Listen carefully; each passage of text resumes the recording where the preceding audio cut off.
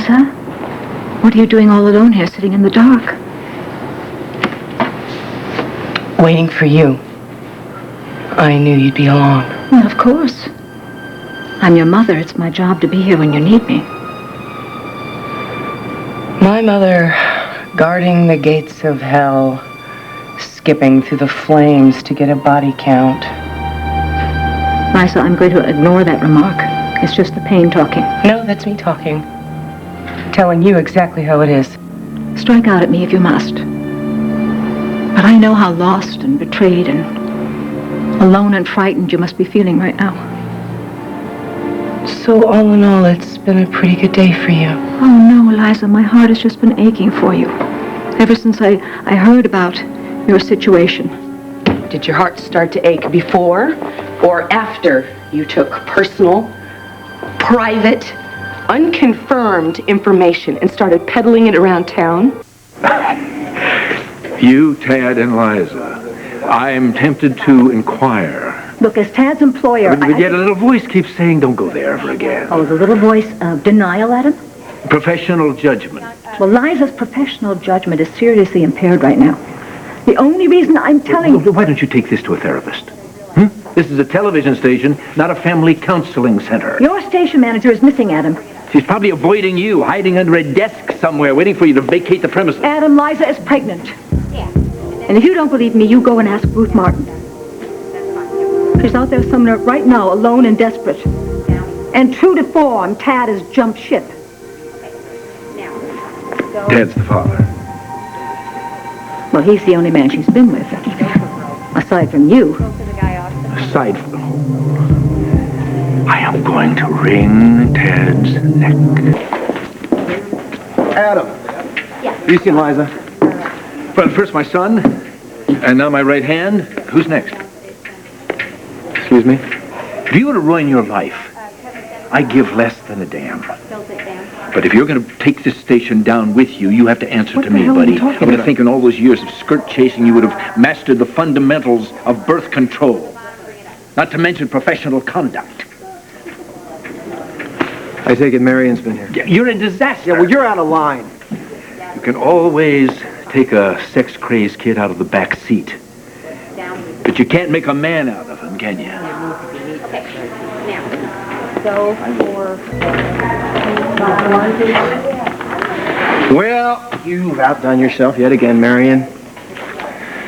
You know, if I were your daughter, I'd probably just pack my bags, change my name, and move to Timbuktu. Oh, that would be far too convenient for you, You had Tad. the sheer gall to go to Adam, her boss. You don't care one bit about my I daughter, probably do care you? about her a lot more than you do. You accused her of being a trollop. I accuse her of no such thing. You said she slept around. I suggested she had a private life. Most single attractive women do. Oh, you admit she's attractive, do you? That's so nice of you. Well, while you're in the confessional mood, why don't you also admit that that baby is yours? It's impossible. It's true. Marion, we slept together once 6 months ago. The odds of that baby, if there is a baby, is mine, are 1 in a million. You're the only man she slept with. And how the hell would you know? Because she's in love with you, you moron. Would that I were stark-raving mad, Tad. Marion, look. Your daughter and I had the hots for each other, that's all. Well, what's love? But a chemical Would reaction. you stop it? Look, whatever there was between me and Liza, it was not love. Well, maybe for you. But one night when Liza was a little worse for wine, she confided in me. I found her all curled up on her sofa. She looked like a rag doll that had all the stuffing knocked out of it. Tears were streaming down her face, and she said in a very flat voice, "I love Dad." Just like she was checking off a laundry list of things that she could never really have. Dixie's wedded bliss, family life, your love. So, now you know. My daughter is hopelessly in love with you, Tad. Marion, come on. You're making something out of nothing. I mean, 80-proof confessions don't mean anything. If she was drinking, she was probably feeling overly sentimental. You weren't there, Tad. Liza is not used to drinking. The champagne completely washed away all her defenses. I have never seen her more open and vulnerable. Well, I've never seen her like that. Getting Liza to open up about herself has always been like pulling teeth, but not that night. That night she answered all my questions before I even asked them. It was really a bone-chilling revelation.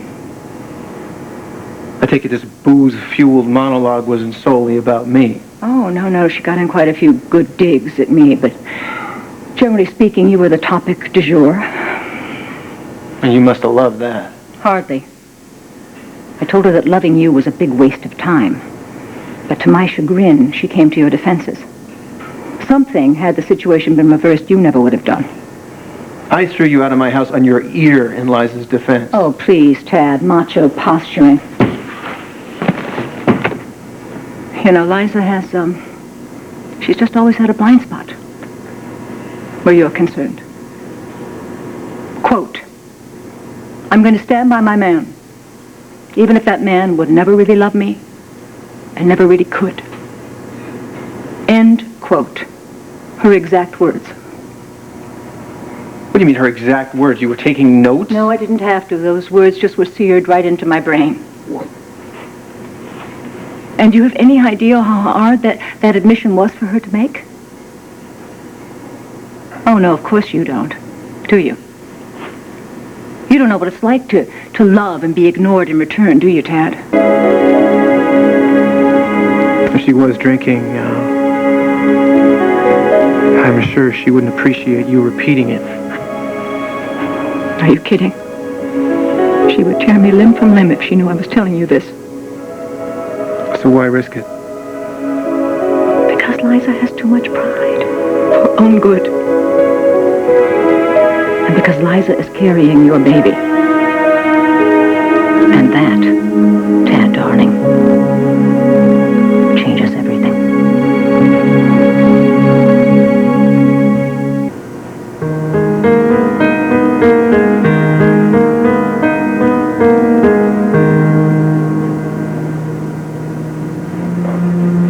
But don't turn it into more than it is.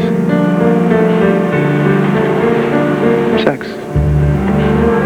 Just sex. Not love. Nothing even close, just sex.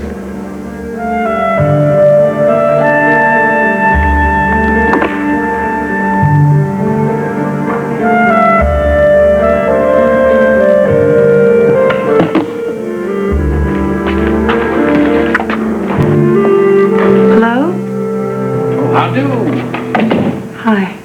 The sign outside says open. Slow night. I was just about to close.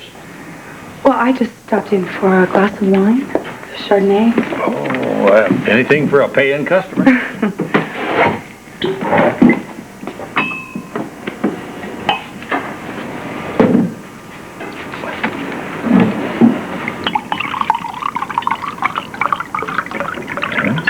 Thank you.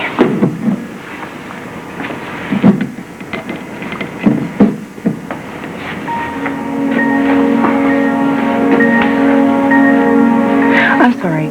Could I have a glass of iced tea? I'll pay for the wine. Wrong vintage? Or something like that.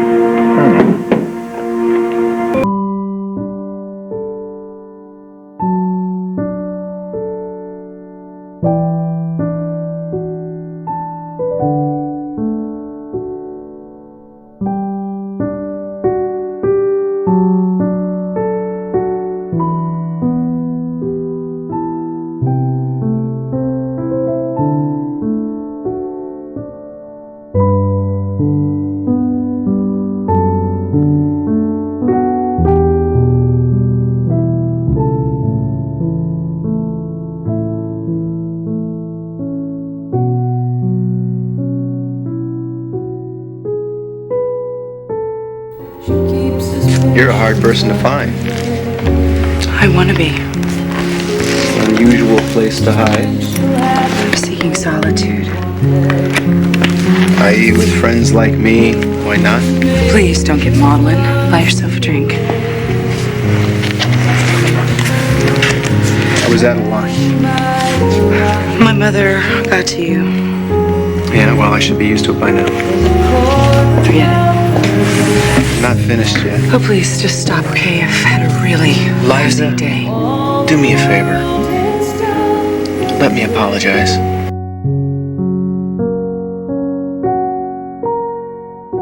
I behaved like a teenager. Thank you. Teenage Tad was more sensitive. Well, I'm sure that screaming "the kid ain't mine" probably wasn't the best way to help. I don't want your help. Okay, how about a friend? I'm on my own. Are you pregnant or not? I don't know. Why not? Liza, home pregnancy tests are 99.9% accurate these days. Well, I haven't taken one. Why not? I gave blood at the hospital. I can wait. When will you know? Tomorrow. The pharmacy's still open. We could find out right now, tonight. I don't want to. Yeah. I guess not. Keep in touch. Yeah, well, you just can't wait to play a hero. Holding my hand all the way to the clinic. No, I just don't think you should have to go through this on your own. Don't assume I'm getting an abortion. Don't you assume anything. I'm not assuming anything. Why don't you let your guard down for 1 second? The only thing I'm trying to do is be here. I'm just trying to make it a little easier.